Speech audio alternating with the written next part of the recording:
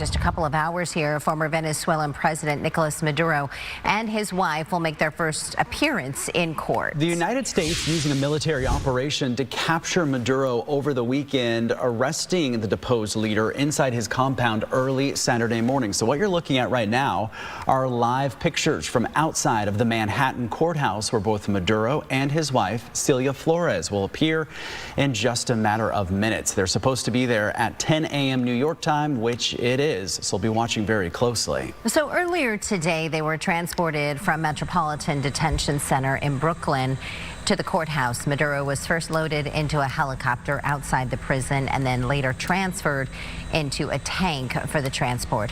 He and his wife were flanked by armed guards and very tight security. After their arrests, they were then transported to the U.S. on board the USS Iwo Jima and then flown to New York. So both Maduro and his wife are facing narco-terrorism charges, accused of working with drug cartels within Venezuela to facilitate the shipment of cocaine into the United States. Now, they could face life in prison if they are convicted. They will be tried just like any other person accused of a crime in our country, including the right to a jury trial, which would be made up of New Yorkers.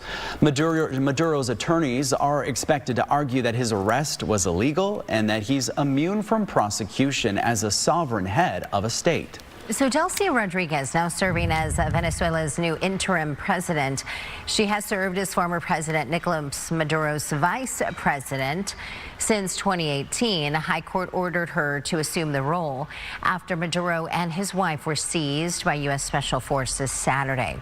Rodriguez has been a previous proponent of the revolution begun by the late Venezuelan President Hugo Chavez, that is. However, President Donald Trump says he will be in charge. The U.S. will be in charge of Venezuela and its new order to help rebuild the country, at least temporarily.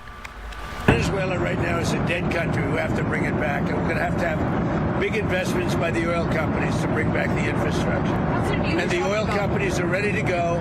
They're going to invest money. We're not going to invest anything. We're going to just take care of the country. Well, Rodriguez says Venezuela is moving toward respectful international relations with the U.S. Also, Venezuela is currently under a level 4 travel advisory due to severe risks to U.S. citizens. The State Department says no commercial flights from the United States are currently operating in or out of Venezuela. U.S. citizens in Venezuela are encouraged to establish multiple methods of communication. The U.S. government says right now it is unable to provide emergency services to U.S. citizens in Venezuela at this time.